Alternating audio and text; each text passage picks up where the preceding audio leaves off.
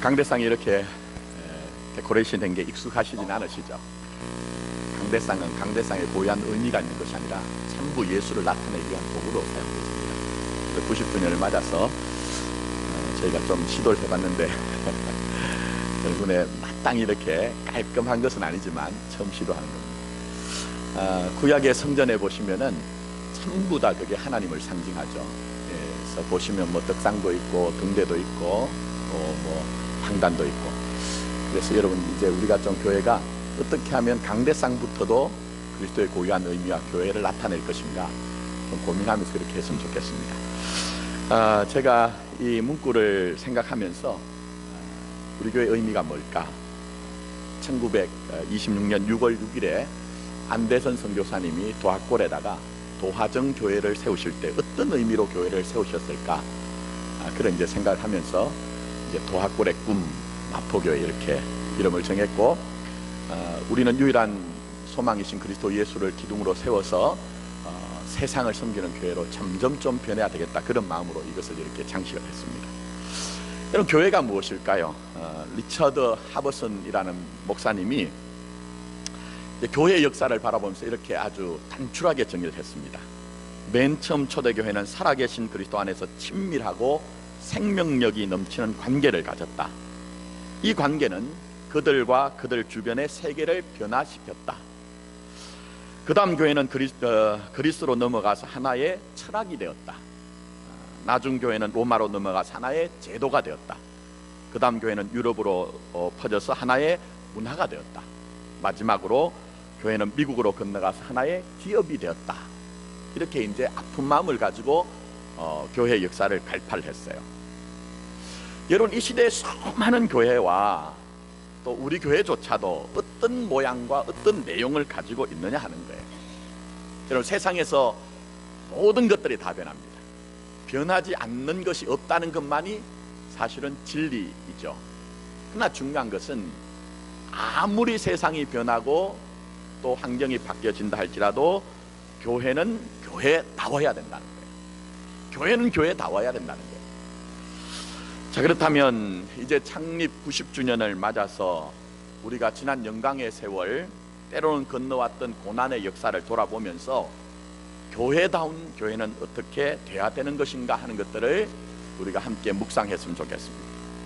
먼저 첫째, 우리 주님께서는 교회는 예수님을 만나는 곳이 돼야 된다고 말씀하세요. 그리고 성도는 그 교회에서 예수님을 만나야 된다고 말씀하고 있습니다. 자, 본문에 우리가 말씀을 계속 묵상했지만 양문곁 베데스다는 전부 예수 그리스도와 그가 주실 은혜를 상징한다, 표상한다고 얘기를 했어요. 근데 정작 은혜가 있어야 되는 곳에서 은혜가 나타나지 않죠. 베데스다 목가에 있는 38년 된 병자뿐만 아니라 맹인도, 다리 저는 사람도, 혈기 마른 사람도 전부 다 자기 스스로 달려갈 수 없는 사람들인데 자기의 열심과 정성을 가지고 뭔가를 성취하려는 모습. 그래서 이 베데스다 못가의 사람들은 사실은 오늘 주님과 주님의 은혜와 상관없이 무엇인가를 성취해내려고 하는 우리의 모습이 거기에 담겨져 있다는 것입니다. 그래서 우리가 때로는 물질을, 돈을 벌어보기도 했습니다. 때로는 지위와 직분을 가져보기도 했습니다. 그러나 그 안에 진짜 만족이 있던가요, 여러분? 마시면 마실수록 더 목이 가란 바닷물을 마시는 것처럼 우리는 열심히 정성스럽게 인생의 길을, 믿음의 길을 달려한다. 왜 이렇게 공한지 모른다는 것입니다. 결국 이런 것들은 전부 다 우리 스스로 단독적으로 구원할 수 없다는 것을 반증하고 있는 것이죠. 주님의 은혜가 없이는 마치 모래 위에 집을 짓는 것과 같다는 그것을 우리에게 전부 다 우리에게 얘기를 하고 있는 것입니다. 자, 그럼 우리의 신앙생활은 어떻습니까, 여러분? 사실 하지 않은 게 아니에요. 우리가 그것이 의라고 해서, 바르다고 해서 열심을 가지고 했는데 오히려 그것 때문에 아픔 가운데 있고 그것이 고통의 원이고 그것 때문에 지금 우회가 되더라는 거예요, 여러분. 그래서 어떤 점에서는 주님께서 비유로 말씀하신 것처럼 하루살이는 걸러서 먹고 낙타와 약대는 그냥 통으로 먹어버리는 그런 아주 기형적인 신앙이 되어버렸어요.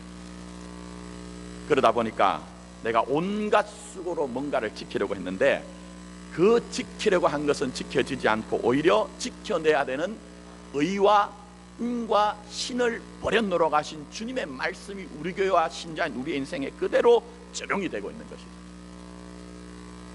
그래서 여러분, 우리의 영적인 현실이 어떻습니까? 좀 쉽게 말씀드리면 헛배가 부른 거예요. 헛배가 부른 거예요. 헛배가 부른 거 아시죠? 그것만큼 허망한 것이 없습니다. 그것은 아무리 우리가 소유를 해도 그것만큼 만족이 없다는 것이죠. 그래서 오늘도 주님과 상관없는 그런 베데스다의 병자들이 달려가도 여전히 그들의 삶의 어떤 것도 해결할 수 없는 모습. 그래서 이사야 선지자는 우리에게 너희가 어찌하여 양식 아닌 것을 위하여 은을 달아주며 배부르게 못할 것을 위하여 수고를 하느냐고 지금도 교회를 향해 우리를 향해 가이파를 하고 계시는 것입니다.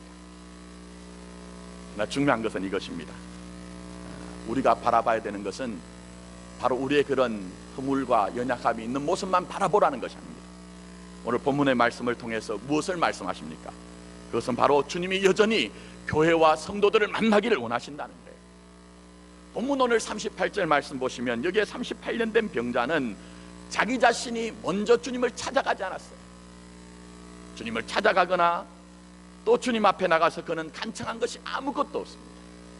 그런데 오늘 본문 말씀을 보면 주님이 먼저 찾아가셨고 좌절하고 낭망하고 있는 이 사람을 찾아가셔서 그 은혜로 구원한 것이 바로 우리 주님의 모습이에요. 그래서 이제는 창립 90주년을 맞은 우리 교회와 우리 자신은 이제는 더 이상 우리가 우리 자신을 바라보지 말자는 거예요. 이제는 은혜로 우리 인생에 오셔서 그저 우리에게 그 은혜를 주시는 그 주님을 바라보고 그 주님을 만나야 된다는 것입니다. 이사야 선지자는 이사야서 55장 6절에 우리에게 이렇게 말씀하십니다. 너희는 여호와를 만날 만할 때 찾으라. 가까이 계실 때 부르라고 말씀하고 계세요. 네, 여러분 보십시오. 제가 이렇게 말씀을 전하면 어떤 분들은 빨리 어떤 생각이 드시나 하면 그 말은 내가 예배에 열심히 참여를 해야 되겠구나, 내가 열심히 기도를 해야 되겠구나, 내가 충성 봉사해야 되겠구나 하는 그런 생각을 가지신 분도 계실 거예요. 혹은 어떤 분들은 김 목사가 저렇게 얘기를 해도 내 형편을 모르기 때문이야, 내가 지금 한가하게 지금 하나님을 찾을 때야, 그런 마음도 느낌도 드시는 분들이 계실 거예요. 또 아니면 어떤 분들은 내가 과거에 그렇게 하나님을 찾았는데 지금 나에게 뭐가 남았어 하는 그런 냉담한 마음을 가지신 분도 분명히 계실 것이라는 것입니다.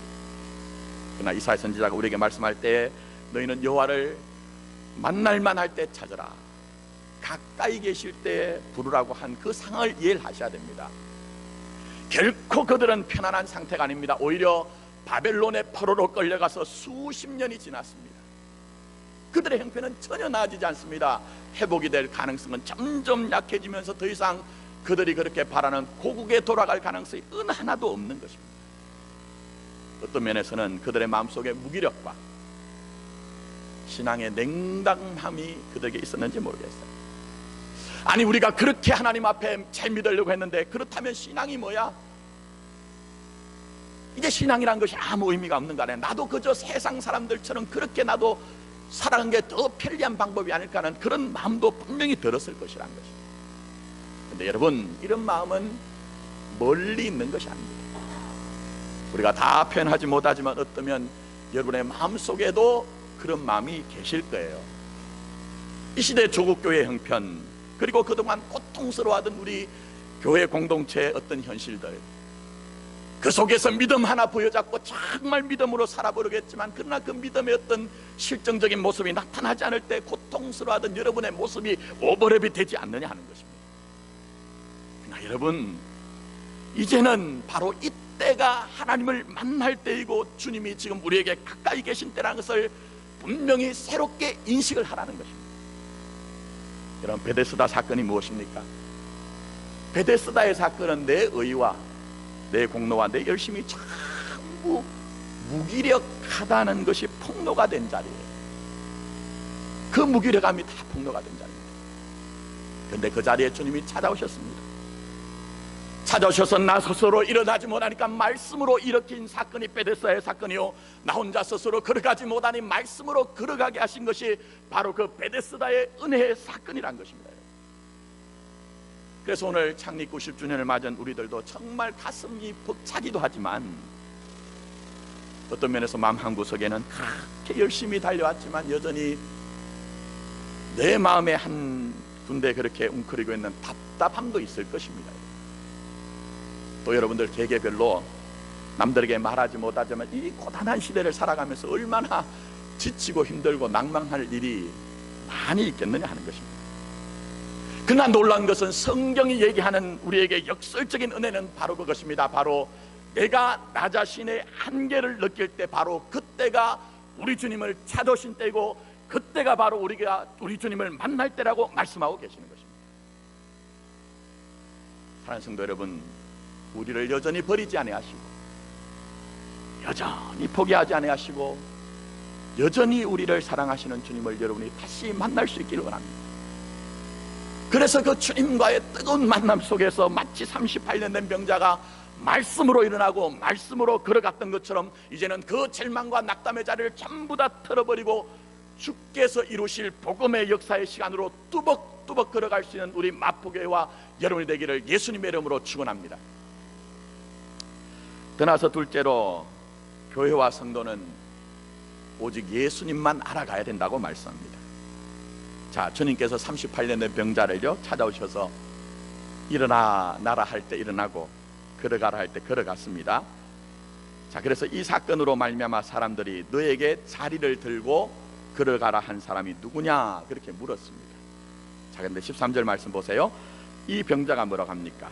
고침을 받은 사람은 그가 누구인지 알았다 몰랐다? 몰랐다는 거예요.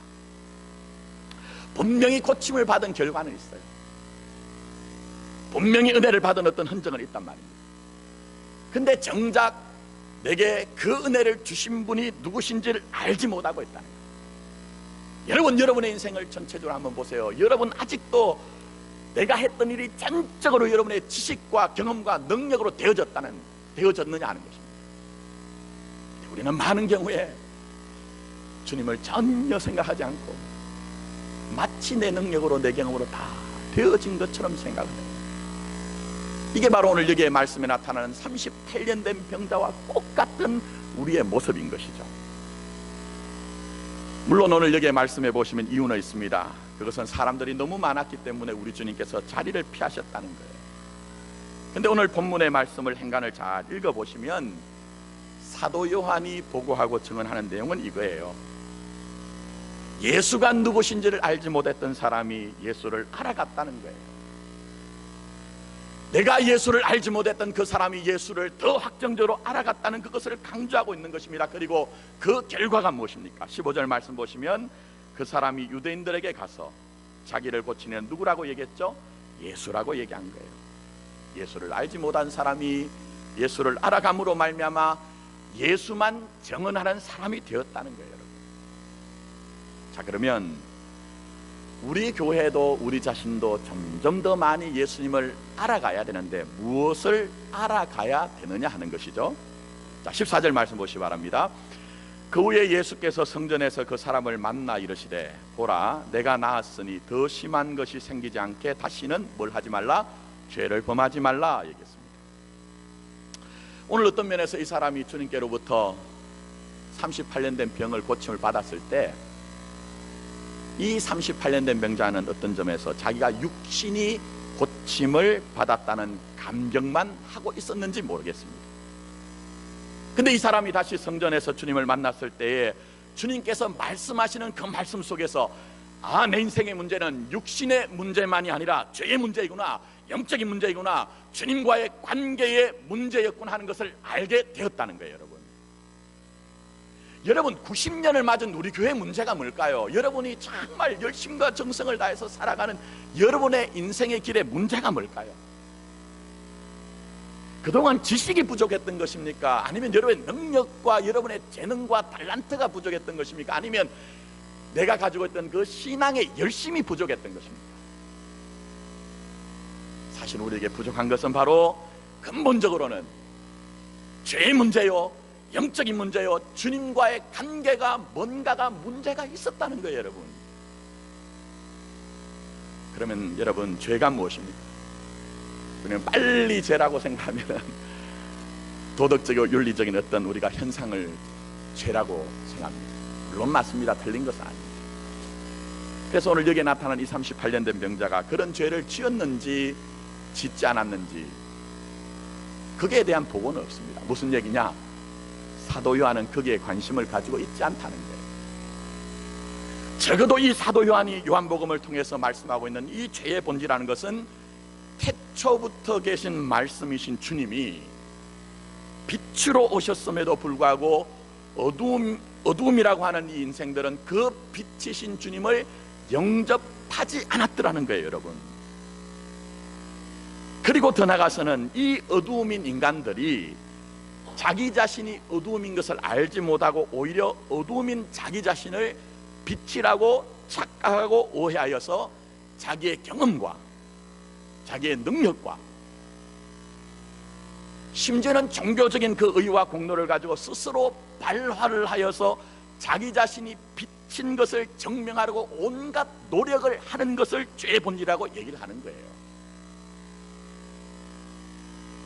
그러나 문제는 우리가 우리 스스로 이 문제를 해결할 방법이 없다는 거예요. 우리 스스로 이 죄의 굴레를 벗어날 어떤 가능성이 전혀 없이 불가능하다는 거예요. 여러분, 제가 이렇게 말씀드리면 그게 무슨 죄입니까 하는 느낌이 들고 나는 그렇지 않은데요 하는 어떤 반발심도 여러분에게 일어날 수가 있습니다. 그래서 제가 한번 증명을 해볼게요. 여러분 한번 잘 들어보십시오.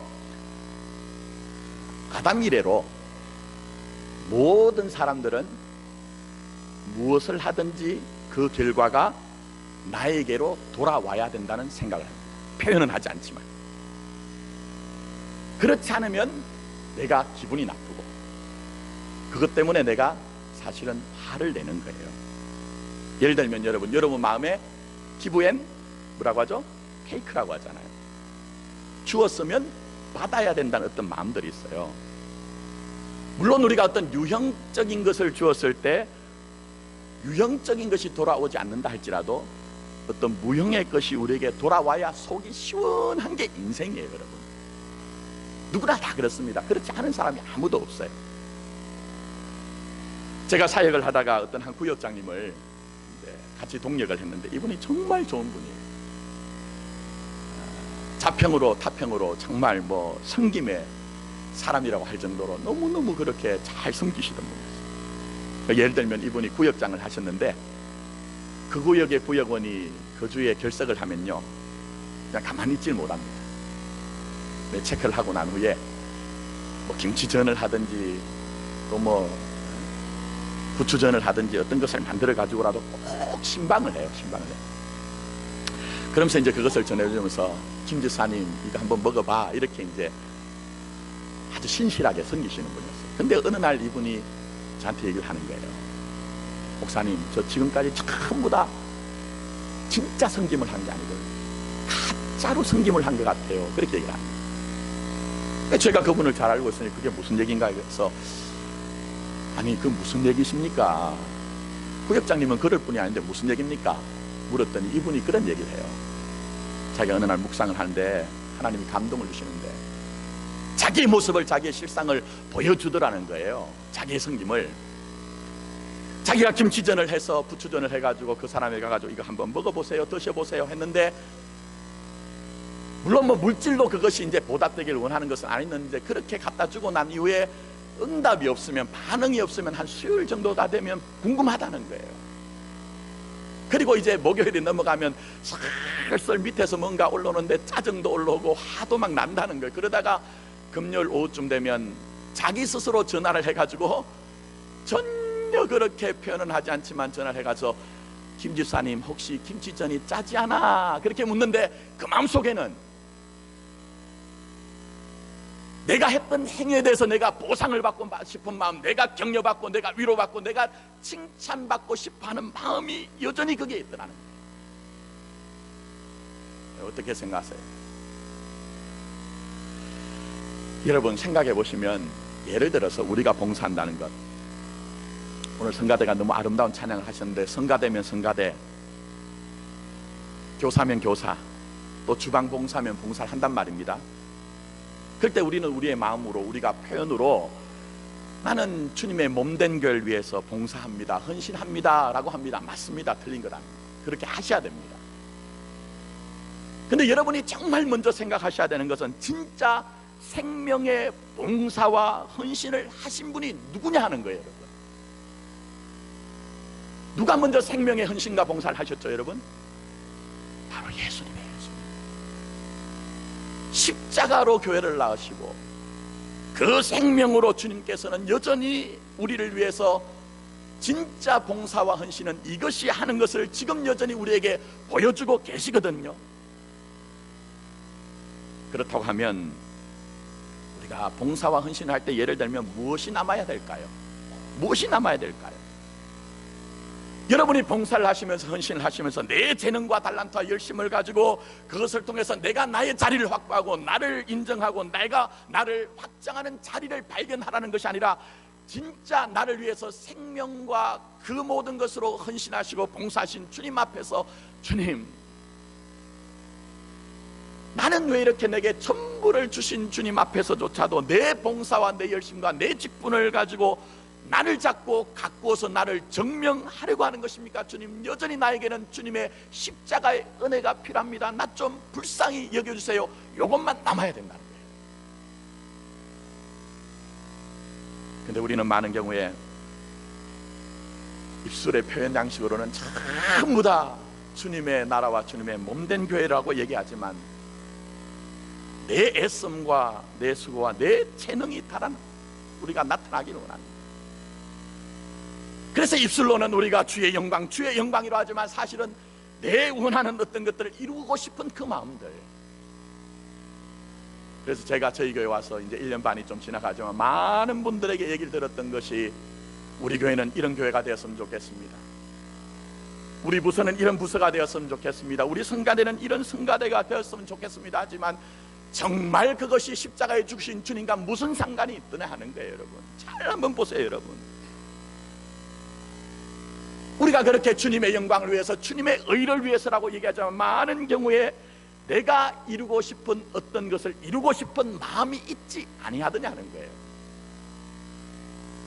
그래서 그것이 인정되어지고 그것이 받아들여지지 않을 때 내 마음이 섭섭하고, 때로는 그것 때문에 내가 화가 나는 것, 때로는 그것 때문에 내가 억울한 것이 내 인생의 실존의 모습이더라.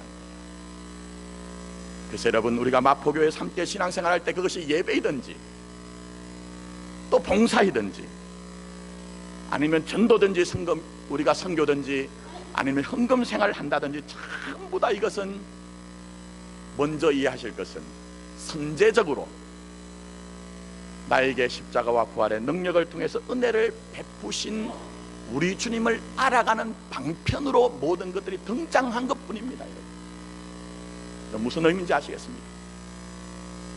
만약 여러분이 지금 이 시간에도 예배를 드리면서 여러분이 열심히 정성을 가지고 헌신하고 봉사하고 여러분이 헌금을 하고 여러분이 전도와 선교를 한다 할지라도, 주와 그의 은혜를 남겨놓지 못하면 전부 열심과 정성으로 한 것들이 우리에게 실패라고 얘기를 하는 거예요.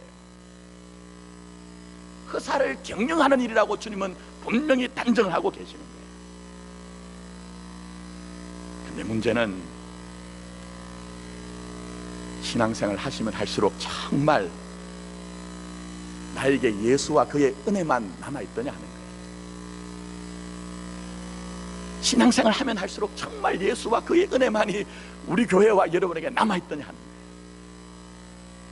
우리 스스로는 절대로 안 됩니다. 이 강단에서 말씀을 전하고 있는 이 김 목사도 사실 제 마음 깊숙한 곳에서는 목사라는 행위를 하며, 목사라는 노릇을 하며 나를 확보하고 나를 확인하고 싶은 마음이 저에게도 꿀뚝 같아요. 여러분, 그래서 여러분, 설교를 하고 난 후에 누구라도 한 분이 오셔서, 목사님, 제가 오늘 은혜를 받았습니다, 그 말씀에 아멘 했습니다 하면, 거기서 저는 제 존재를 확인하죠. 그래도 내가 그나마 제 노릇하고 있구나. 제가 저희 마포교에서 여러 가지 프로그램을 하면서 그것을 시도를 합니다. 그러면서 그것이 많은 결실을 맺고 싶어하는 마음이 있습니다. 그런데 중요한 것은 그 결과를 통해서 자꾸만 나의 탁월함을 확인하고 싶어하는 마음이 있더라는 거예요. 그게 바로 오늘 죄의 본질 가운데 있는 모든 인생들의 모습이며 실존이라는 것을 말씀하고 계십니다. 어떻게 해야 됩니까? 어떻게 해야 우리가 우리의 이 인생의 본질을 좀 벗어나서 죄의 권세로부터 자유한 인생을 살 수가 있는 것입니까? 자, 다시 한번 보십시오. 38년 된 병자가 주님을 다시 만났을 때 주님이 다시는 죄를 범하지 말라. 정리합니다. 죄의 문제라는 것입니다. 다른 것이 문제가 아니라 영적인 문제요, 주님과의 문제라는 거예요. 여러분, 살아가시면서 때때로 우리가 경제적인 실패나 아니면 사회적인 지위나 명예, 건강에 좀 아쉬움이 있을 때가 있죠. 누구나 다 있습니다. 근데 중요한 것은 가만히 보면 그 문제만이 문제가 아니더라는 거예요. 우리 마음속에 죄의 문제가 있더라는 거예요, 여러분.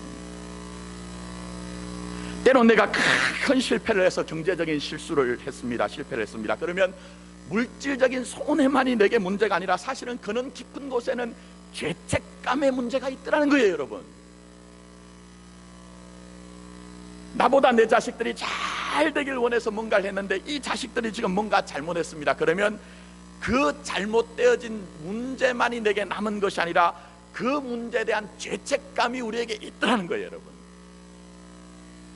예를 들면 우리가 병이 들었습니다. 병이란 것은 사실 몸에 관한 문제 아닙니까? 그러면 몸만 아파야 되는데 마음까지도 아프더라는 거예요. 왜 그럴까요, 여러분? 그것은 바로 그 고통의 원인이 분명히 우리의 마음과 죄책감과 관계가 있더라는 거예요. 그러면 이제 이 90주년을 맞은, 우리 창립 90주년을 맞은 우리 교회와 여러분이 함께 이제 신앙생활, 우리의 삶에서 어떻게 하면 죄의 권세로부터 우리가 그 자유를 누리는 인생을 살 수 있느냐는 거예요. 자, 이제 말씀 한번 보십시오. 15절 말씀 보십시오. 그 사람이 유대인들에게 가서 자기를 고친 이는 누구라고요? 예수시니라. 길게 설명은 드리지 못하지만 사도 요한은 이 짧은 구절을 통해 워드플레이를 하고 있습니다. 그래서 예수님이 어떤 분인가 우리에게 지금 알려주고 계신 거예요. 여러분, 예수란 이름의 뜻이 무엇입니까? 마태복음에 보시면 가브리엘 천사가 나타나서 마리아에게 고지를 할 때에 그 이름을 지정해 줍니다. 그 이름을 예수로 하라. 근데 그 이름의 뜻이 무엇입니까? 그가 자기 백성을 저희 죄에서 어떻게 해요? 구원할 자이심이라 얘기를 하고 있는 거예요. 그럼 이런 논리가 지금 성립되죠. 이 사람은 자기 스스로의 열심과 정성과 자기 공로를 가지고 그 죄로부터 벗어나려고 했던 사람이라는 거예요. 근데 이제 죄의 권세의 그 굴레를 자기 스스로 벗어날 수 없는 것을 알고 오직 나를 구원하실 분은 자기 백성을 저희 죄에서 구원할 자, 그 예수가 우리에게 죄의 권세를 깨뜨리시고 그 죄로부터 우리를 자유하게 하신다는 것을 이제 고백을 하고 있다는 거예요, 여러분. 그래서 저는 이 창립 90주년을 맞은 우리 교회가 이 거룩하고 엄정한 시간에 다른 것을 얘기하는 것이 아닙니다. 여러분이 교회 나오실 때에 세상에서 얼마든지 들을 수 있는 인간적인 처세수를 요구하지 마세요. 다른 곳에 가서 여러분이 들을 수 있는 어떻게 하면 행복하게 살 수 있을 것인가, 어떻게 하면 성공적인 인생을 살 것인가, 행복학을 배우거나 성공학을 배우기 위해서 이곳에 나오지 마시라는 거예요, 여러분. 우리가 우리 스스로 벗어날 수 없는 그 죄와 영적 문제와 주님과의 관계 문제를 어떻게 하면 주님과의 관계 속에서 우리가 해결하고 있느냐 하는 것을 점점 배워나가는 교회와 신자가 되었으면 좋겠다는 것입니다. 제가 말로 다 표현하지 못하지만 이 90주년을 맞아서 한 주 동안 사실은 저는 굉장히 고민이 많았습니다. 그 역사의 무게가 제 심장을 두드리고 제 어깨를 짓눌러서 어떤 말씀을 전해야 될까 많은 고뇌가 있었습니다. 그러나 저는 복잡한 얘기를 하고 싶지 않습니다. 우리 교회에 오직 예수, 여러분의 삶에 오직 예수가 체득되어지고 그것만이 여러분에 남아졌으면 좋겠습니다. 왜 그렇습니까? 사도행전 4장 12절에 다른 이로서는 구원을 얻을 수 없나니 천하 사람 중에 구원 받을 만한 다른 이름을 우리에게 주신 일이 없음이라고 분명히 말씀하십니다. 오직 예수의 이름만이 우리에게 구원과 치유의 이름이기 때문에 저는 여러분에게 전할 수 있는 것이 오직 예수 그 하나밖에 없다는 거예요. 중단하지 마십시오. 포기하지 마십시오.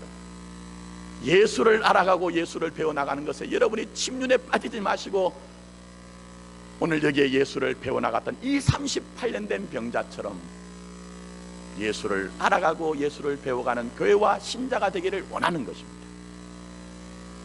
이제 말씀을 맺습니다. 38년 동안 이 정도 병에 자기 삶이 시달렸다고 하면요, 아무 소망이 없는 사람입니다. 여러분 어떻습니까? 우리 교회 형편, 여러분의 형편은 어떻습니까? 그러나 분명한 것은 베데스다에 오신 우리 주님께서는 이 사람에게 일어나라 하실 때 일어났고 걸어가라 하실 때 걸어가게 되었습니다. 그리고 나를 고치신 분은 예수라는 것을 분명히 알고 증언하는 사람이 되었습니다. 여러분, 교회는 나의 가능성과 능력을 발견하고 그것을 배가해서 내 의와 공로로 무엇인가를 성취를 해서 내 자부심을 챙기는 곳이 아닙니다. 오히려 내가 주님 없이 무엇인가를 하려고 하면 할수록 꼼짝 못하게 하여서라도, 즉 주님과 상관없이 무엇인가를 하면 할수록 내 연약함이 얼마나 정말 큰가 하는 것이 폭로가 되는 자리가 교회와 신자의 역사라는 것을 알아가는 것입니다. 그러나 그것으로 중단되는 것이 아니라 멈추는 것이 아니라 내 의와 내 공로와 내 열심과 정성이 얼마나 무력한가 하는 것이 폭로된 그 자리에 주님은 우리를 찾아오시고 그때 우리를 향해서 일어나라고 말씀하시고 그때 우리에게 걸어가라고 말씀하실 것입니다. 이제는 우리가 우리 자신을 바라보는 것이 아니라 우리를 찾아오신 이 주님의 은혜를 만나고 그 주님을 배워감으로 말미암아 우리 인생의 예수, 교회에 예수만 남겨놓고 예수만 증언하는 교회와 예수만 나타내는 여러분의 삶이 되기를 예수님의 이름으로 축원합니다. 오직 예수, 오직 예수 기도드리도록 하겠습니다. 말로 다 표현할 수 없지만 우리의 문제를 진단합니다. 지식이 부족했던 것도 아니요, 재능이 부족했던 것도 아니요, 능력이 부족했던 것도 아닙니다. 바로 은혜가 가입한 자리에 은혜를 발견하지 못하고 나의 열심과 정성과 공로만이 무엇인가를 나타내고 성취해야 된다는 그 고집과 아집이 우리를 일어서지 못하게 했던 것이며 우리를 걸어가지 못하게 했던 것입니다. 지금 이 시간 우리에게 이 공로와 의와 열심이 폭로된 자리에 주여 우리에게 오시옵소서, 주여 우리를 불쌍히 여겨 주시옵소서. 그래서 이제는 우리가 주님과 그가 우리에게 주신 은혜로 말미암아 일어나라 하실 때 일어나게 하시고 걸어가라 하실 때 걸어가는 교회와 신자의 삶이 되어지게 하여 주시옵소서.